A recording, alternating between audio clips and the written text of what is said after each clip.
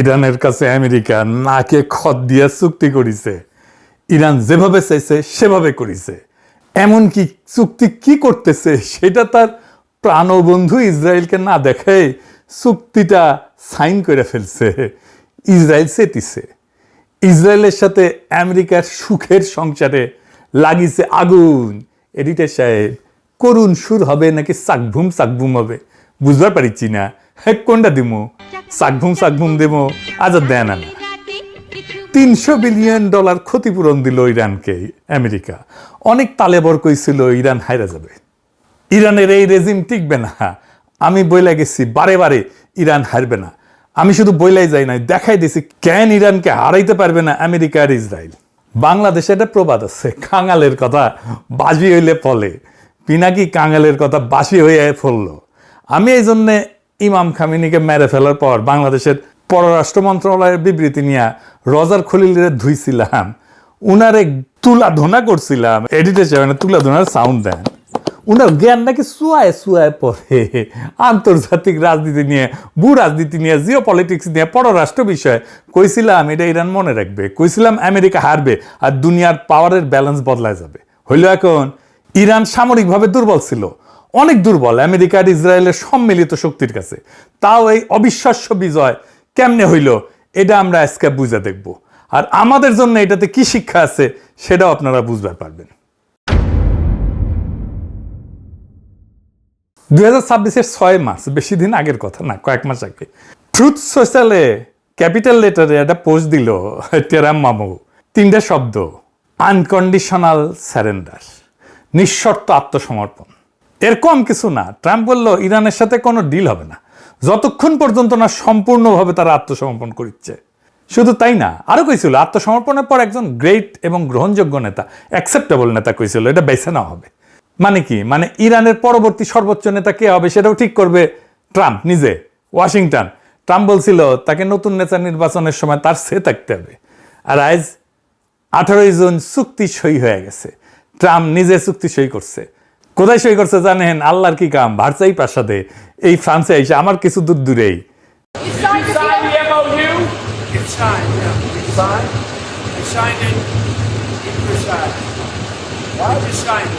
আর ইরানের president Pezeshkian এটা আলাদাভাবে সই করে এক্সে ছবি পোস্ট করছে, ক্যাপশন দিছে একটা ঐতিহাসিক দলিল এবং একটা শক্তিশালী ইরানের বার্তা, পারস্পরিক সম্মানের ছায়ায় শান্তি অর্জিত হবে। আর এই চুক্তিতে নিঃশর্ত আত্মসমর্পণ শব্দটা কোথাও নাই। বরং কি আছে সেটা আমি আপনাদের লাইন বাই লাইন পড়ে শোনাবো, আর তারপরে আপনারাই বলবেন কে কার কাছে আত্মসমর্পণ করলো। ইরান কেন নেগোসিয়েশনটা তার পক্ষে করতে পারলো সেটা আমি দেখাবো আপনাদেরকে আজকে। প্রথমে দিকে আলোচনাটা দুই পক্ষে কারা চালাইলো। এক পাশে বসছে আব্বাস আরাগাজি, ইরানের পররাষ্ট্রমন্ত্রী, কেন্ট বিশ্ববিদ্যালয় থেকে রাষ্ট্রবিজ্ঞানে পিএইচডি। 1989 সাল থেকে, মানে 37 বছর ধরে কূটনীতিক, ডিপ্লোম্যাট। জাপানের রাষ্ট্রদূত ছিল, ফিনল্যান্ডে ছিল, এস্তোনিয়ার রাষ্ট্রদূত ছিল। ইরান ইরাক যুদ্ধের রক্তে ভেজা প্রজন্মের মানুষ, আমাদেরই প্রজন্মের মানুষ। 2015 সালে পরমাণু চুক্তির অন্যতম স্থপতি ছিল সে। আর অন্য পাশে কারা? স্টিভ উইটকফ আর জ্যারেড কুশনার। দুজনে কি করে জানেন? রিয়েল এস্টেট ব্যবসায়ী, পররাষ্ট্রনীতিতে কোনো অভিজ্ঞতা নাই। কুশনার ট্রাম্পের জামাই, মানে জামাই কোটায় ঢুকিছে ওই, তার সরকারি কোনো পদই কলে নাই। ট্রাম্পের নিজের দলের সিনেটর টম টিলিজ ওই পর্যন্ত কইছে যে এটা কোনো মানেই হয় না। পররাষ্ট্রনীতিতে অভিজ্ঞতাহীন, সিনেট কনফার্মেশন ছাড়া দুইজন লোক কিভাবে রাশিয়া, ইরান আর ইসরায়েলের সাথে শান্তি আলোচনায় নেতৃত্ব দিচ্ছে। মজার ব্যাপার হয়েছে কি জানেন? মাস্কটের আলোচনায় আরাগাজিকে নাকি উইটকফকে একাধিকবার বুঝাই দিতে হয়েছিল পরমাণু জ্বালানি উৎপাদনের ধাপগুলো কি কি এবং একটা এনরিচমেন্টের ফ্যাসিলিটি আর রিঅ্যাক্টরের মধ্যে পার্থক্য কি। বুঝি চাও? ইরানের পররাষ্ট্রমন্ত্রীকে আমেরিকাকে পড়াইতে হইতেছে কোন জিনিসটা নিয়ে তারা আলোচনা করতেছে। একদিকে 4000 বছরের একটা সভ্যতা যে জানে ধৈর্য কাকে বলে, ইতিহাস কাকে বলে, অন্যদিকে একটা থার্ড ক্লাস ব্যবসায়ী যার কাছে সবকিছু একটা রিয়েল এস্টেট ডিল। ইরান ওই আলোচনাটা চালাইলো কেমনে জানেন? জানলে টাস্কি খেয়ে যাবেন। ট্রাম্প পুরাই ঘুরে গেছে, তাই না? কেমনে ঘুরলো ট্রাম্প? বিশাল একটা ঘটনা আছে। আলোচনার প্রথম রাউন্ডের পর ইরান তার উপদেষ্টা দলে 2 জন সিনিয়র মনোবিজ্ঞানীকে যুক্ত করে। কেন? তারা ট্রাম্পকে স্টাডি করে, তার সাইকোলজি স্টাডি করে, আর তার ভিত্তিতে তারা ট্রাম্পকে বার্তা দেয়। ইরান আমেরিকাকে স্টাডি করেনি, ইরান মানুষটাকে স্টাডি করেছে। তারা বুঝছিল এই প্রেসিডেন্সিটা প্রতিষ্ঠান দিয়ে চলতেছে না, এখন একজন ব্যক্তির মেজাজ দিয়ে চলে। কাজে এই প্রতিষ্ঠানের সাথে লড়াই না করে তারা ব্যক্তির মনস্তত্ত্বকে স্টাডি করলো। ট্রাম্পের মনস্তত্ত্ব যায় না, ইরানের ঠিক কি কি লাভ হইল আসেন সেটা দেখি। ইরানের প্রত্যেকটা বার্তা কাতারে আর ওমানের মধ্যস্থতাকারীদের হাত ঘুরে ট্রাম্পের কাছে পৌঁছাইতো। মানে ইরান জানতো শব্দ বাছাই কতটা গুরুত্বপূর্ণ। ভুল শব্দ মানে ট্রাম্পের চান্দি গরম। মনোবিজ্ঞানীরা ঠিক করে দিতেন কোন বার্তায় ট্রাম্প কি প্রতিক্রিয়া দেখাইতে পারে। মনোবিজ্ঞানীদের সুপারিশ মতো ইরান লিখিত যোগাযোগ আর আলোচনার কৌশল ঠিক করত। আর তারপর থেকেই ট্রাম্প ক্রমাগত ইসরায়েলের উপরে বিলা হইতে থাকে। ইরান ট্রাম্পকে বুঝাইতে পারলো যে ইসরায়েলের নীতি আমেরিকাকে এই অর্থহীন যুদ্ধে টেনে আনছে এবং এটাতে আমেরিকার ক্ষতি হইতেছে। এটা কাজ করলো। ট্রাম্প নেতানিয়াহুকে পাগল বলল, বিচার বুদ্ধিহীন বলল, গালি দিল। সাইকোলজিস্টরা কইছিল ট্রাম্প চাইছিল এমন একটা বিজয় যা বর্ণনা করা যায়, প্রচার করা যায়, ন্যারেটেবল ভিক্টরি হিসাবে। আর ইরান চাইছিল আত্মসমর্পণ ছাড়া চুক্তি। ইরান বুঝে গেছিল ট্রাম্পের আসলে দরকার বাস্তব বিজয় না, বিজয়ের একটা গল্প। তাই ইরান তাকে গল্পটা বলতে দিছে আর নিজে নিয়ে আসছে আসল জিনিসগুলো। অবরোধ তুলে ফেলছে, নিষেধাজ্ঞা বাতিল, আটকানো সম্পদ ফিরে পাইছে। মানে এটা শুধু একটা বুদ্ধিদীপ্ত কৌশল ছিল না, এটা রেজাল্ট দিছে। একদম গুনে গুনে অঙ্ক কষে মাপা যায় এমন রেজাল্ট দিছে। এবার আসেন দেখি চুক্তিতে কি লেখা আছে। 1 নম্বর দফা, যুদ্ধের তাৎক্ষণিক এবং স্থায়ী সমাপ্তি সব ফ্রন্টে, লেবানন সহ কেউ কারো বিরুদ্ধে কোনো হামলা করবে না। 2 নাম্বার, দুই দেশ একে অপরের সার্বভৌমত্ব, আঞ্চলিক অখণ্ডতাকে সম্মান করবে এবং আভ্যন্তরীণ বিষয়ে হস্তক্ষেপ করবে না। মার্চে ট্রাম্প বলছিল ইরানের পরবর্তী নেতা নির্বাচন করে দিবে, আর জুনের চুক্তিতে আমেরিকায় সই করতেছে আভ্যন্তরীণ বিষয়ে হস্তক্ষেপ করবে না। আমরা তোমাদের নেতা ঠিক করব থেকে আমরা তোমাদের আভ্যন্তরীণ বিষয়ে হাত দেব না। বুঝেছেন তো, কুটি থেকে কুটি আসিছে। 4 নম্বর দফা, আমেরিকা নৌ অবরোধ তুলে ফেলবে। 30 দিনের মধ্যে ইরানের আশপাশ থেকে নিজেদের সেনা প্রত্যাহার করবে। আমেরিকা সেনা প্রত্যাহার করবে, অবরোধ তুলবে, এগুলো কার দাবি ছিল? ইরানের তো। 6 নম্বর দফা, আমেরিকা আঞ্চলিক অংশীদারদের নিয়ে ইরানের পুনর্গঠনে এবং অর্থনৈতিক উন্নয়নে কমপক্ষে $300 বিলিয়ন একটা সুনির্দিষ্ট পরিকল্পনা তৈরি করবে। যে দেশকে নিঃশর্ত আত্মসমর্পণ করতে বলা হয়েছিল তার পুনর্গঠনের জন্য 300 বিলিয়নের অঙ্গীকার। 7 নম্বর দফা, আমেরিকা সব ধরনের নিষেধাজ্ঞা বাতিলের অঙ্গীকার করবে, সব স্যাংশন তুলে নেবে। জাতিসংঘ নিরাপত্তা পরিষদ রেজলিউশন, IAEA, বোর্ড অফ গভর্নর্সের নিষেধাজ্ঞা, সব একতরফা মার্কিন নিষেধাজ্ঞা, প্রাইমারি এবং সেকেন্ডারি সব তুলে ফেলবে। 10 নম্বর দফা, সই হওয়ার সাথে সাথেই নিষেধাজ্ঞা পুরোপুরি বাতিল হওয়ার আগে পর্যন্ত মার্কিন ট্রেজারি ইরানি তেল রপ্তানির জন্য কোনো বাধা দেবে না। পৃথিবীর সব দেশ এখন ইরান থেকে তেল কিনতে পারবে, লেনদেন করতে পারবে, ইরানের ব্যাংকের সাথে লেনদেন করতে পারবে। আগে ইরানকে তেল বিক্রি করতে হইতো অনেক কম দামে, মূলত চায়নাকে, কেউ লেনদেন করতে পারতো না ইরানের ব্যাংকের সাথে। এখন বাজার দরে তেল বিক্রি করতে পারবে ইরান সবার সাথে। ইরান এখন তার তেল বিশ্ববাজারে খোলাখুলি বিক্রি করতে পারবে। 11 নম্বর দফা, ইরানের জব্দ করা অর্থ এবং সম্পদ ফেরত দেওয়া হবে। আর পরমাণু অস্ত্র নিয়ে ইরান বলছে যে সে পরমাণু অস্ত্র সংগ্রহ বা তৈরি করবে না। এখানে কিন্তু ইরান কোনো ছাড় দেয়নি। এই অঙ্গীকার তারা গত 50 বছর ধরে করে আসতেছে, এটা তাদের প্রতিশ্রুতি। মিসাইল প্রোগ্রাম নিয়ে একটা শব্দও নাই। মিসাইল প্রোগ্রাম ধ্বংস করার এজেন্ডা ছিল ইসরায়েলের। তাহলে কে জিতলো? ইরান। যদিও ইরানকে এই যুদ্ধে ভয়ঙ্কর মূল্য দিতে হয়েছে। সর্বোচ্চ নেতা আয়াতুল্লাহ খামেনি যুদ্ধের প্রথম দিনে নিহত হয়েছেন, নিজের ভূখণ্ডে আক্রমণ হয়েছে, কৌশলগত সম্পদের ক্ষতি হয়েছে, এই সব কিছু হয়েছে, কিন্তু শেষ পর্যন্ত বিজয়ের হাসি আসলো ইরান। ইরান নিখুঁত নিরঙ্কুশ বিজয় পায়নি, এটা সত্য, কিন্তু ইরান হারেনি। হারা মানে আত্মসমর্পণ, হারা মানে নিজের সার্বভৌমত্ব বিসর্জন। এই চুক্তির 14টা দফার একটাতেও সে আত্মসমর্পণ নাই। ইরান শুধু এই চুক্তিতে যেতে নাই, আরো অনেক জায়গায় জিতেছে। কোথায় কোথায় জিতেছে? ইরান যুদ্ধবিদ্যায় নতুন টার্মিনোলজি আনছে এবং সেটা সফল প্রয়োগ করছে। অ্যাসিমেট্রি বলে, মানে শক্তিতে দুর্বল হওয়াটাই তার শক্তিমত্তা। তার কয়েক হাজার ডলারের শাহেদ ড্রোন ঠেকাইতে শত্রুর মিলিয়ন মিলিয়ন ডলারের ইন্টারসেপ্টর ছুটতে হয়। সে যুদ্ধটাকে শত্রুর জন্য বিশাল অপজয়ের যুদ্ধ বানাই দিয়েছিল। এটাকে কয় ওয়ার অফ অ্যাট্রিশন। ইরান শিখছিল 2024 আর 2025 সংঘাত থেকে। এবার তারা কৌশল বদলালো, কম কিন্তু নিখুঁত আঘাত দীর্ঘ সময় ধরে। ইরানের মিসাইল ছোড়ার ধরন ছিল ডিসপারশন, মানে দিনের বিভিন্ন সময়ে বিভিন্ন এলাকায় ছড়ায় ছড়ায় সে মিসাইল মারত। উদ্দেশ্য সর্বোচ্চ ধ্বংস না, বরং শত্রুকে ক্লান্ত করে দেওয়া। আরেকটা কৌশল নিয়েছিল, সেটা ছিল মিত্রতাকে দায় বানানো। ইরান আরব দেশগুলোকে বুঝাই দিল যে আমেরিকার পক্ষ নেওয়াটা নিরাপত্তা দেয় না, বরং নিরাপত্তাহীনতা দেয়। উপসাগরীয় কোনো দেশ রেহাই পায়নি। আরব আমিরাত বলেন, কুয়েত বলেন, বাহরাইন বলেন, সবাই আঘাত খাইছে ইরানের কাছে, কারণ তাদের মাটিতে মার্কিন ঘাঁটি আছে। যুদ্ধবিদ্যায় ইরানের একটা নতুন ধারণা আনলো, আর একটা নতুন ধারণা আনলো, কি সেটা? Mosaic defence. সেটা কি? মোজাইক ডিফেন্সের মূল কথা হচ্ছে যে বিকেন্দ্রীভূত কমান্ড, ইরানকে আলাদা আলাদা প্রাদেশিক কমান্ডে ভাগ করা, প্রত্যেকটা স্বাধীনভাবে কাজ করতে সক্ষম, আগে থেকে অ্যাপ্রুভাল দেওয়া আছে। উদ্দেশ্য কি? শত্রু যদি কেন্দ্রটাকে ধ্বংসও করে ফেলে, সর্বোচ্চ নেতাকে যদি মেয়েরা ফেলে, তাও যুদ্ধের যে যন্ত্র, যুদ্ধের যে মেশিনারি, সেটা চলতে থাকবে। আর ঠিক এটাই ঘটছে। খামেনি প্রথম দিন নিহত হইলেন। আমেরিকা ইসরায়েল ভাবছিল মাথা কাটলে শরীর পড়ে যাবে, কিন্তু মাথা কাটা গেল, কিন্তু শরীর চলতেই থাকলো। আর সবচেয়ে বড় চমকপ্রদ ব্যাপার ছিল চতুর্থ উত্তরসূরির একটা ধারণা, মডেল। এই ব্যবস্থায় প্রত্যেকটা গুরুত্বপূর্ণ নেতৃত্বের পদের জন্য একাধিক নামধারী উত্তরসূরি ঠিক করা থাকে, প্রত্যেকটার জন্য 3 ধাপ নিজে পর্যন্ত। মানে একজন কমান্ডার নিহত হলে সাথে সাথে পরের জন দায়িত্ব নেবে, কোনো শূন্যতা ছাড়াই। আরাগাজি 1 মার্চ নিজেই বলছিলেন, মোজাইক ডিফেন্স 2 দশক ধরে মার্কিন হস্তক্ষেপ থেকে শেখা। এটাই ইরানকে সিদ্ধান্ত নিতে দেবে কখন যুদ্ধ শেষ হবে। বুঝিসাও?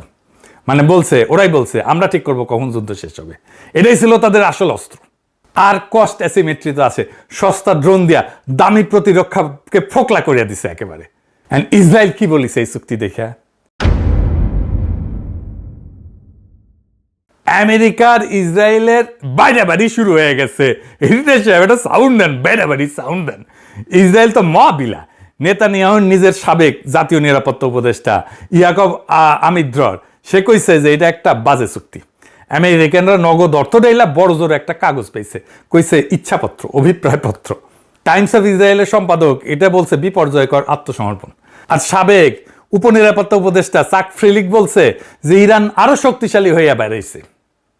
আত্মসমর্পণ যেই শব্দ মারছে, ট্রাম্প ইরানকে হুমকি দিছিল জুনে, সেই শব্দ দিয়া ইসরায়েলেরা নিজেদের অবস্থা বর্ণনা করতেছে। আর ইসরায়েলে ক্ষোভের জবাবে আমেরিকা কি করলো? পিঠ চাপড়ে সান্ত্বনা দিল না ধমক দিছে।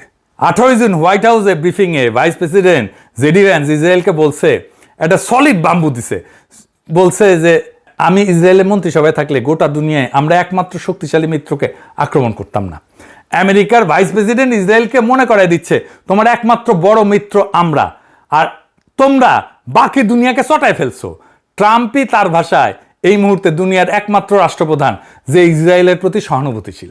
আর সবচেয়ে কড়া খোঁচাটা ভ্যান্স মনে করায় দিচ্ছে, ইসরায়েলের প্রতিরক্ষা অস্ত্রের 2/3 আমেরিকার হাতে তৈরি, আমেরিকান করদাতার পয়সায় কেনা। এইটা একটা প্রচ্ছন্ন হুমকি। চুক্তি ভাঙলে এই অস্ত্রের যোগান বন্ধ হইতে পারে। ইরানকে নিঃশর্ত আত্মসমর্পণ যে করাইতে চাইছিল, সেই আমেরিকায় এখন তার নিজের ঘনিষ্ঠতম মিত্রকে প্রকাশ্যে ধমকাইতেছে ইরানের সাথে করা চুক্তি রক্ষা করার জন্য। ডিভোর্সটা আর গোপন নাই, টিভি ক্যামেরার সামনে। আমেরিকা আর ইসরায়েলের প্রণয়ের ফলে জন্ম নিছিল ইন্ডিয়া, এ তো এতিম হইয়া গেল। এইবার হবে এটা সানায়ের করুণ সুর। কিন্তু এর মধ্যে দিয়া কি তৈরি হইল? একটা নতুন মধ্যপ্রাচ্য। ভারসাম্য বদলে গেল, সম্পর্ক বদলে গেল একটি পলকে। কি সেটা? দুবাই কিন্তু শেষ। ইরানের উপরে আমেরিকার কড়া নিষেধাজ্ঞার কারণে ইরান আন্তর্জাতিক ব্যাংকিং ব্যবস্থা থেকে বিচ্ছিন্ন ছিল। সেই জন্যে ইরানি ব্যাংকগুলো কোনো লেনদেন করতে পারতো না। মানে ইরানের সরাসরি ডলারে আন্তর্জাতিক বাণিজ্য করতে পারতো না। তেল বেচে টাকা আনা বা বিদেশ থেকে পণ্য কেনার বিল মেটানো কোনোটাই সরাসরি সম্ভব ছিল না। তাহলে ইরান কি করত? সে দুবাইকে ব্যবহার করত মধ্যবর্তী আর্থিক চ্যানেল হিসাবে। হাজার হাজার ইরানি ব্যবসায়ী দুবাইয়ে কোম্পানি এবং ব্যাংক অ্যাকাউন্ট খুলে রাখত। দুবাই ভিত্তিক কোম্পানি এবং মানি এক্সচেঞ্জ দেয়া ইরান তার লেনদেন ঘুরায় ঘুরায় করত। ইরানি তেলের টাকা সরাসরি তেহরানে আসতো না, আসতো দুবাইয়ের একটা কোম্পানির অ্যাকাউন্টে। তারপর সেখান থেকে পণ্য বা অন্য রুটে ইরানে পৌঁছাইতো। ইরানের এই টাকা তো আর দুবাই আসবে না, তার মানে দুবাইয়ের অর্থনীতি ছোট হয়ে যাবে। কাতারের গুরুত্ব কমবে। কেন? কাতার ছিল কূটনৈতিক মধ্যস্থতাকারী ইরান আর আমেরিকার। কাতার একই সাথে দুই পক্ষের বন্ধু। একদিকে কাতারের আল উদেইদ বিমান ঘাঁটি আছে আমেরিকায়, সবচেয়ে বড় বিমান ঘাঁটি এইটা মধ্যপ্রাচ্যে, মানে ওয়াশিংটনের ঘনিষ্ঠ মিত্র। অন্যদিকে কাতার ইরানের সাথেও সুসম্পর্ক রাখে, কারণ দুই দেশ বিশ্বের বৃহত্তম প্রাকৃতিক গ্যাস ক্ষেত্র সাউথ পার্স আর নর্থ ডোম ভাগাভাগি করে, যা পারস্য উপসাগরে আছে। এটা তাদের যৌথ সম্পদ। এই কারণে কাতার ইরানের সাথে শত্রুতা করতে পারে না, ইরানও কাতারের সাথে শত্রুতা করে না। এই দ্বৈত বন্ধুত্বই কাতারকে আদর্শ একটা মধ্যস্থতাকারী বানাইছে। আমেরিকা ইরান যেহেতু 1980 সাল থেকে সরাসরি কূটনৈতিক সম্পর্ক রাখে না, তাই তাদের একটা বিশ্বস্ত তৃতীয় পক্ষ দরকার যে দুই তরফেই বার্তা পৌঁছে দিতে পারে। কাতার এবং ওমান ঐতিহাসিকভাবে এই কাজটা করে আসছে। যুদ্ধবন্দী বিনিময় বলেন, জিম্মি মুক্তি বলেন, পরমাণু আলোচনা বলেন, এমনকি গাজা যুদ্ধবিরতিতেও কাতার মধ্যস্থতা করছে। এভাবেই কাতার আঞ্চলিক কূটনীতিতে নিজের গুরুত্ব এবং প্রভাব ধরে রাখত। এই চুক্তির পর সেই ভূমিকা বদলাই গেছে। এবারে চূড়ান্ত মধ্যস্থতায় বড় ভূমিকা নিছে পাকিস্তান। এটার নামই তো ইসলামাবাদ মেমোরান্ডাম। পাকিস্তানকে ধন্যবাদ দেয় ইরানের রাস্তায় রাস্তায় মিছিল করছে ইরানিরা।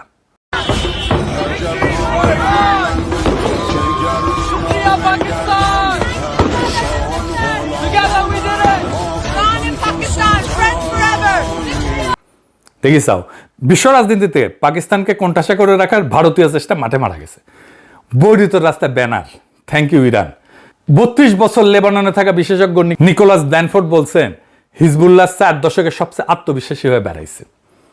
তার মানে হিজবুল্লাহ শক্তি সঞ্চয় করছে। ইরান আলোচনায় শর্ত দিছিল, লেবাননে ইসরায়েলি হামলা বন্ধ করতে হবে। মানে ইরান শুধু নিজের জন্য না, পুরো মিত্র পক্ষের জন্য দর কষাকষি করছে। আর শান্তির দূত হিসাবে পাকিস্তানের ভাবমূর্তি বদলাই গেছে। আমাদের অঞ্চলের ভূ রাজনীতির জন্য এটা একটা গুরুত্বপূর্ণ পরিবর্তন। যে দেশকে এক ঘরে করার কথা ছিল, সে এখন বিশ্ব রাজনীতির কূটনীতির কেন্দ্রে।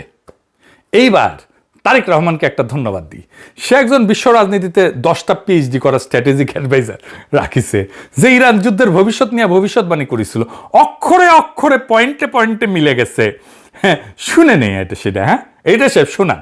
ইরান খুব বেশি সুবিধে করতে পারবে না, এটা মনে করার কারণ ছিল। ইরান পরাজিত হওয়ার মুখে আছে, এটা অনুমান কেন করা যাচ্ছিল এবং এটা বাস্তবে হচ্ছে, সেটা হচ্ছে যুদ্ধটা ধরে রাখা আসলে ইরানের জন্য মেজর সংকট হবে। কিন্তু ইরান এই চাপটা মোটামুটি নিশ্চিত যে ধরে রাখতে পারছে না। তাহলে ইরান কি সাস্টেইন করতে পারবে?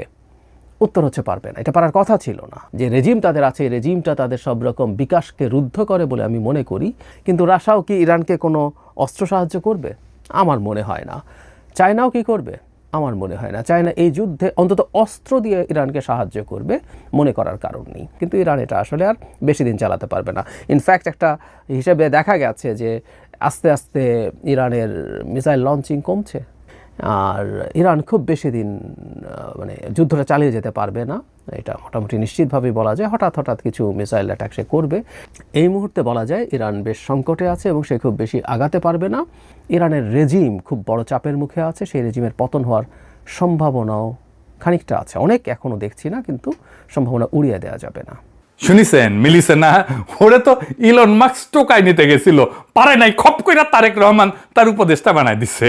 ইনকা স্ট্র্যাটেজিক উপদেষ্টা থাকলে হাঙ্কেরে আর কোনো চিন্তা নাই। যাই হোক, আজকের দিনটা নোট করে রাখেন। বিশ্ব রাজনীতিতে, বিশ্ব অর্থনীতিতে ভারতের ভূমিকা কমতে থাকবে এখন থেকে ক্রমাগত। ভারতের পতন শুরু হইল, আমরা এক নতুন কাল পর্বে প্রবেশ করলাম। এইটা আমাদের জন্য সুসংবাদ। দুনিয়ার আগের মতো থাকবে না। আমরা যেই দুনিয়ার স্বপ্ন দেখি, সেই দুনিয়া তৈরি হওয়া শুরু হলো। আপনাদের অভিনন্দন। এই বিজয় আপনাদেরও। এই বিজয় মজলুমের। নতুন দুনিয়ায় আপনাদের স্বাগত জানাই।